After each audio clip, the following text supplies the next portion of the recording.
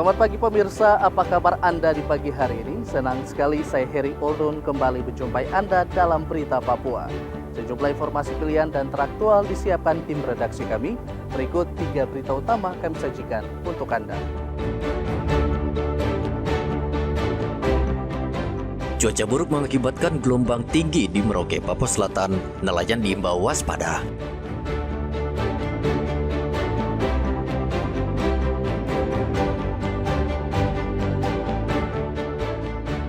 Berebut tapal batas wilayah, 2 kelompok warga bentrok di Kabupaten Mimika.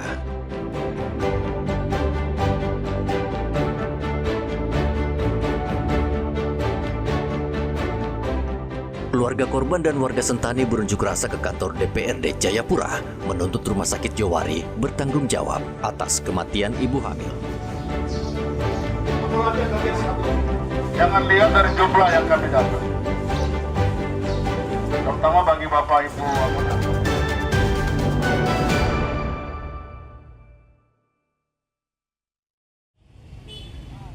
Puluhan keluarga bersama warga Sentani mendatangi kantor DPRD Kabupaten Jayapura pada hari Selasa. Massa membawa sejumlah spanduk berisi duka dan kecaman atas buruknya pelayanan kesehatan di Kabupaten Jayapura. Mereka menilai tragedi yang dialami Irene Sokoy menunjukkan kegagalan manajemen Rumah Sakit Jowari dalam menangani kasus kegawat daruratan ibu hamil.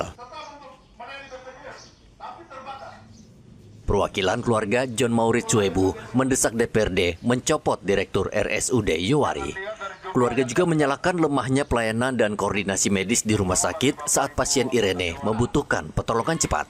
Dalam aspirasinya, Massa juga meminta pemerintah menambah dokter spesialis dan meningkatkan fasilitas rumah sakit di wilayah Sentani. Mereka juga menuntut Direktur RSUD Jowari membayar denda adat kepada keluarga Irene sebagai bentuk tanggung jawab dan penghormatan nilai-nilai adat Sentani. Itu aspirasi yang kami sampaikan dan kami berharap DPR Kabupaten bahkan Pemda untuk dapat merespon bagian itu. Yang berikut bahwa kami minta harus audit program dan keuangan RSUD Jowari bahkan Dinas Kesehatan 3 tahun ke belakang. Selain pelayanan kesehatan, tapi pelayanan BPJS juga harus dilakukan. Karena akibat yang terjadi dari kematian anak kami, walaupun pakai BPJS, sama saja. Masih diminta harus bayar dan lain sebagainya. Warga Sentani dan keluarga pasien mendorong DPRD segera memanggil pihak rumah sakit, dinas kesehatan, dan pemerintah daerah untuk melakukan rapat dengar pendapat agar kasus ini diusut secara transparan dan tuntas. Saya mengikuti bahwa kejadian ini juga sudah mendapat atensi baik dari Gubernur Papua maupun Bupati Jayapura. Secara kelembagaan hari ini Komisi C DPRK Jayapura sudah mengagendakan RDP dengan stakeholder atau para terkait, salah satunya Rumah Sakit Jowari. Jika berkenan nanti kami mengundang pada kesempatan baik ini perwakilan keluarga juga bisa hadir pada RDP nanti di tempat ini pukul 1. Sementara itu, Mendagri Tito Karnavian telah melaporkan kasus kematian ibu hamil ke Presiden Prabowo. Dan Presiden memerintahkan untuk menurunkan tim Kemenkes dan Mendagri mengaudit 4 rumah sakit yang diduga menolak pasien. Tugas tim Kemendagri dan Kemenkes untuk mengecek prosedur dan aturan yang dijalankan 4 rumah sakit, apakah sesuai dengan tata kelola pelayanan kesehatan atau tidak. Dan dari Kemendagri hari ini juga turun ke Jayapura untuk melakukan audit. Kalau kami nanti dari Kemendagri audit tentang aturan-aturan yang ada, termasuk peraturan kepala daerah, peraturan bupati, itu kan melibatkan rumah sakit Kabupaten Jayapura. Ya, kemudian juga aturan dari peraturan gubernur. Karena yang terakhir kan di rumah sakit umum provinsi, namanya RSUD Dok 2. Kemudian Menkes mengirimkan tim khusus juga untuk melakukan audit teknis mengenai masalah layanan kesehatan. Kita nggak ingin terulang lagi. Sama tadi pesan dari Pak Presiden, jangan sampai terulang lagi. Pemerintah Provinsi Papua lewat Gubernur Matius Fakiri telah meminta maaf secara langsung pada keluarga pasien. Gubernur akan melakukan audit internal untuk menelusuri penyebab kematian Irene secara resmi serta mengevaluasi pimpinan rumah sakit. Irene Sokoy, seorang ibu hamil, meninggal bersama janin di kandungannya pada Senin dini hari 17 November 2025. Irene meninggal karena tidak mendapatkan penanganan medis dari 3 rumah sakit yang didatangi meski sudah kontraksi. Menurut keluarga, di rumah sakit Yowari saat itu tidak ada dokter kandungan bertugas.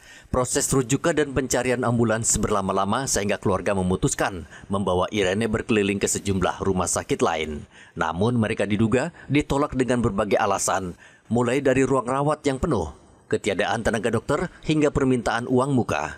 Kondisi Irene memburuk dalam perjalanan ke RSUD Dok 2 Jayapura.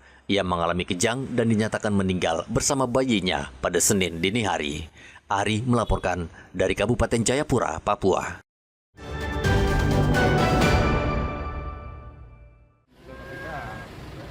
Kepolisian daerah Papua membentuk tim investigasi khusus untuk mengusut dugaan malpraktik di sejumlah fasilitas kesehatan, termasuk Rumah Sakit Bayangkara yang berada di bawah naungan Polda Papua.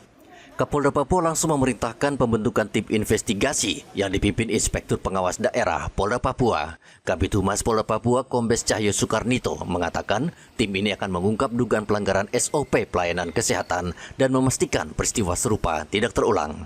Sehubungan dengan peristiwa yang terjadi di Rumah Sakit Bayangkara, tim dipimpin oleh Bapak Irwasda Polda Papua bersama satker yang lain untuk mendalami, mengecek apakah kegiatan pelayanan yang dilaksanakan saat itu sudah sesuai dengan mekanisme dan SOP yang telah ditentukan. Tentunya tim ini akan bekerja dan memberikan masukan berkaitan dengan perbaikan pelayanan ke depan di Rumah Sakit Bayangkara Jayapura. Kabid Humas juga memastikan pelayanan di rumah sakit wajib mengutamakan penanganan pasien sehingga tidak terjadi lagi kematian akibat keterlambatan pelayanan. Tugas mulia rumah sakit sesuai undang-undang adalah memberikan pelayanan kesehatan bagi masyarakat tanpa pandang bulu.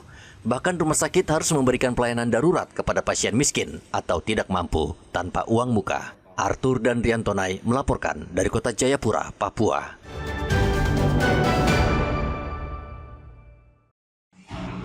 Ruangan unit gawat darurat RSUD Fakfak, Provinsi Papua Barat, tidak mampu lagi menampung pasien. Lonjakan pasien anak paling tinggi terjadi di Rumah Sakit Umum Daerah Fakfak. Bahkan karena ruang UGD penuh, sebagian pasien terpaksa dipulangkan karena keterbatasan tempat tidur. Kepala UGD RSUD Fakfak, Yaserwo Retma, mengatakan pihak rumah sakit sebelumnya hanya memiliki 16 tempat tidur. Dengan situasi darurat ini, pihaknya menambah 4 tempat tidur tambahan, sehingga total menjadi 22 tempat tidur. Namun jumlah tersebut tetap belum mampu menampung lonjakan pasien.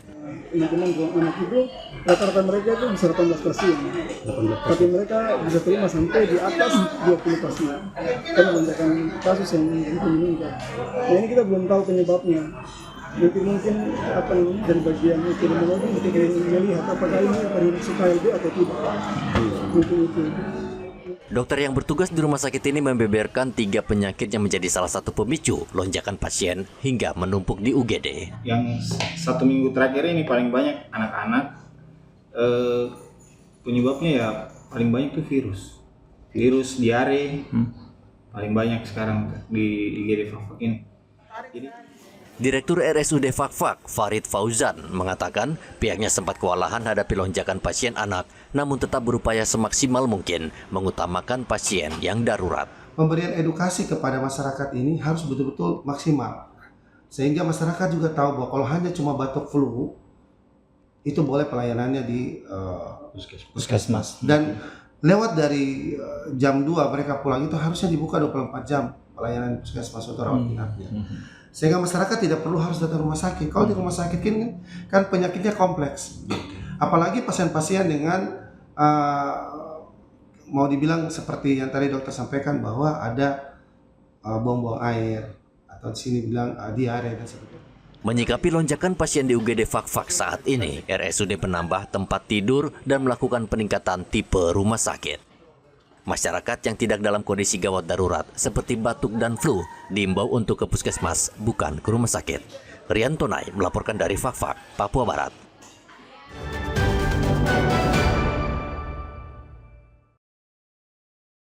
Operasi Zebra Curtain sudah berlangsung selama sepekan di Merauke, Papua Selatan, dan polisi menemukan banyak pelanggaran lalu lintas. Yang paling banyak pelanggar adalah pengendara sepeda motor dengan 185 pelanggaran lebih, sementara pengendara mobil 10 pelanggaran. Sebagian besar motor yang terjaring menggunakan knalpot brong. Polisi mencopot knalpot brong dan mengamankan sepeda motor ke kantor polisi. Untuk jumlah kendaraan roda 2 terdapat 185, kemudian untuk roda 4 15. Nah, tentu ini pelanggaran yang cukup tinggi, jadi saya menghimbau pada seluruh masyarakat Merauke tentunya, kami berharap selalu tertib berlalu lintas, membawa kelengkapan surat-surat, kemudian patuhi rambu-rambu lalu lintas, dan saya ingatkan juga untuk pengendara roda 2 selalu gunakanlah helm dan gunakan knalpot yang standarnya, bukan menggunakan knalpot brong. Kemudian untuk data laka selama operasi Zebra ini, untuk kecelakaan lalu lintas yang berakibat fatal atau meninggal dunia menurun dari kemarin di bulan Oktober berjumlah 4 yang korbannya. Untuk saat ini jumlah laka menurun menjadi 1. Nah, ini tentu menjadi evaluasi kita semua bersama, bahwasanya dengan tertib berlalu lintas kita semua dapat menghindarkan diri dari kecelakaan. Polisi terus mengimbau masyarakat untuk tetap tertib berlalu lintas, terutama menjelang perayaan Natal dan Tahun Baru. Muhammad Ridwan dan Riantonai melaporkan dari Merauke, Papua Selatan.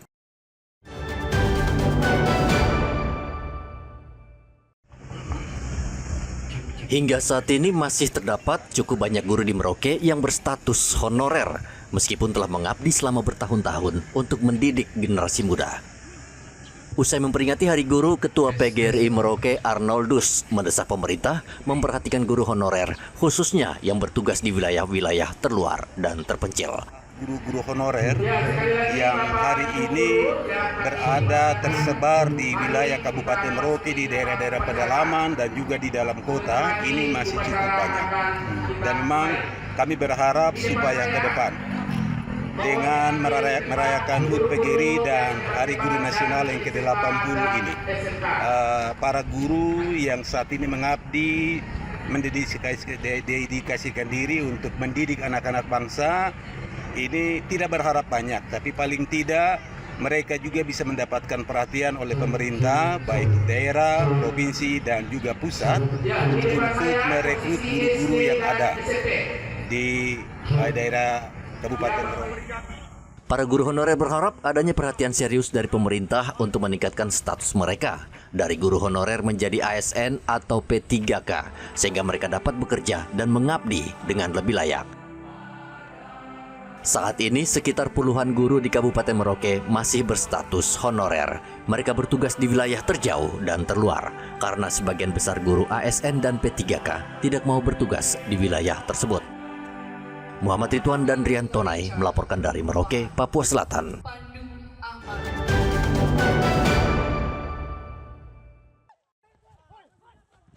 Sekelompok warga dari Kabupaten Deyai, Papua Tengah, mengklaim bahwa tanah di Kampung Kapiraya termasuk dalam wilayah mereka. Klaim sepihak itu memicu ketegangan dengan warga Kapiraya yang didominasi suku Kamoro. Kedua kelompok warga itu terlibat bentrokan saling serang sehingga terjadi aksi pengusiran terhadap warga Deyai yang berada di Kapiraya. Bentrokan juga berujung pada pembakaran sejumlah rumah di lapangan terbang Kapiraya. Anggota DPRD Mimika, Dolphin Beanal, mengatakan masalah tapal batas daerah ini telah diatur dan ditetapkan oleh Kementerian Dalam Negeri, sehingga tidak boleh ada pihak yang mengubah atau mengklaim secara sepihak. Saya sendiri mendukung, karena ini kan tidak bisa orang lain caplo-caplo. Karena tadi kan kita sudah dengar toh, karena demi pemekaran, tadinya kan batas wilayahnya jelas, tapi ketika dong mekarkan kabupaten-kabupaten ini mencamplok untuk kabupaten lain lagi, itu ya akibatnya dan terjadi saat ini. Jadi saya pribadi juga tidak setuju. Nah, jadi Deyai mekarkan satu kabupaten dan dia klaim sampai masuk-masuk di wilayah Timika. Ini tidak bisa. Memang wilayah Timika kan sangat luas dan besar. Jadi tidak pernah Timika ini kan kabupaten yang paling lama dan tidak pernah mekarkan. Itu jadi persoalan. Hingga saat ini situasi di Kampung Kapiraya masih tegang. Warga setempat terus bersiaga di perbatasan untuk mengantisipasi terjadinya serangan susulan. Warga meminta pemerintah daerah dan pusat agar segera turun tangan menyelesaikan sengketa tapal batas demi mencegah konflik berlarut. Igobat Memolin dan Rian Tonai melaporkan dari Mimika, Papua Tengah.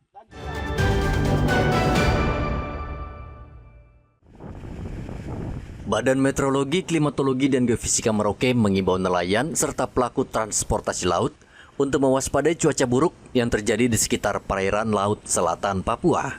Tinggi gelombang laut yang meningkat menjadi dasar kewaspadaan bagi nelayan, terutama kapal-kapal berdimensi rendah yang rentan terhadap gelombang tinggi. Ya, berdasarkan pantauan kami, tinggi gelombang yang paling signifikan itu ada di Laut Arafuru bagian timur, itu sampai 2 meteran. Dan sementara untuk perairan Merauke, Yusudarto sampai dengan Asmat, tinggi maksimumnya ada di 1,25 meter. Ada himbauan khusus Pak buat nelayan kita? Kepada masyarakat khususnya untuk nelayan, itu sudah harus waspada apabila ada tinggi gelombang lebih dari 1,5, itu sudah harus waspada dengan kecepatan angin lebih dari 15 knot sudah harus waspada. BMKG mengimbau agar nelayan lebih berhati-hati dalam melakukan aktivitas penangkapan ikan, serta menunda pelayaran apabila kondisi di laut berbahaya. Nelayan juga diimbau rutin memantau kanal media sosial BMKG sehingga mendapat informasi yang akurat. Muhammad Ridwan dan Rian Tonai melaporkan dari Merauke, Papua Selatan.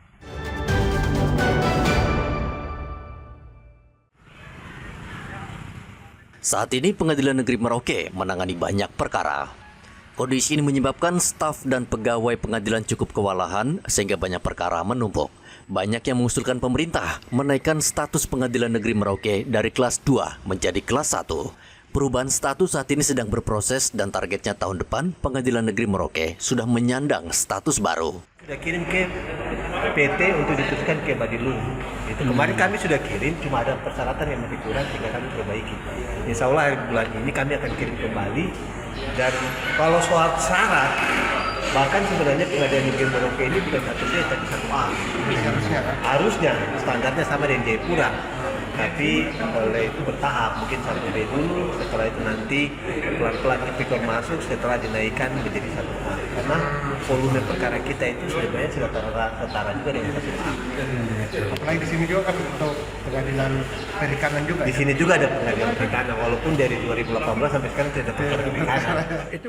Dengan naiknya status pengadilan ke kelas 1, jumlah pegawai pengadilan termasuk para hakim akan bertambah sesuai ketentuan dan kebutuhan di pengadilan, termasuk juga penambahan anggaran hingga infrastruktur.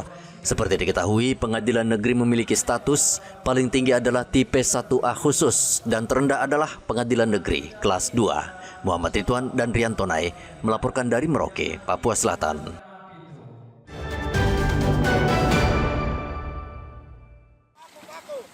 Awas, paku pelan. Peristiwa langka sekaligus unik belum lama ini terjadi di Merauke, Papua Selatan. Mobil jenazah yang membawa jasad untuk dimakamkan di Kampung Tomerau, Distrik Noken Cerai, terpaksa berhenti. Jalan menuju kampung terendam banjir setinggi paha orang dewasa, serta berlumpur. Tak pelak lagi, ambulans yang berasal dari Merauke tidak mampu melanjutkan perjalanan. Paku pelan. Keluarga yang sedang berduka akhirnya menggunakan mobil bermesin ganda atau double gardan yang biasa digunakan untuk operasional di lapangan. Kali kita memang layanan ke daerah Tomerau, itu medan yang kita lalui di sana memang cukup parah ya. Masuk di saat beberapa air pasang naik itu sampai masuk ke daerah kali dan bahkan menutupi sebagian besar jalan. Sehingga jenazah yang kita bawa itu beberapa kali kita juga turunkan di situ.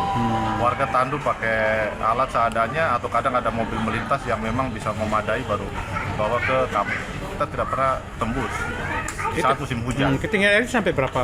Biasa sampai paha dewasa. Oh gitu ya. Jadi mobil memang dia masuk ke lantai mobil, mobil ambulan. Jadi mobil sama sekali nggak bisa lewat? Nggak bisa kecuali mobil jeep atau mobil Highland. Warga di daerah ini berharap jalan di Kampung Tomerau mulus seperti daerah lainnya karena sudah bertahun-tahun mereka mengajukan perbaikan ke pemerintah. Setiap musim hujan, jalan ini tergenang banjir dan berlumpur sehingga pengendara menjulukinya jalan neraka karena kendaraan sulit menembusnya. Muhammad Ridwan dan Rian Tonai melaporkan dari Merauke, Papua Selatan. Pemirsa, informasi tadi mengakhiri jumpa kita dalam Berita Papua. Saya Heri Orun mewakili seluruh kerabat kerja yang bertugas mengucapkan terima kasih atas kebersamaan Anda. Selamat pagi, selamat beraktivitas, dan Wanyambi.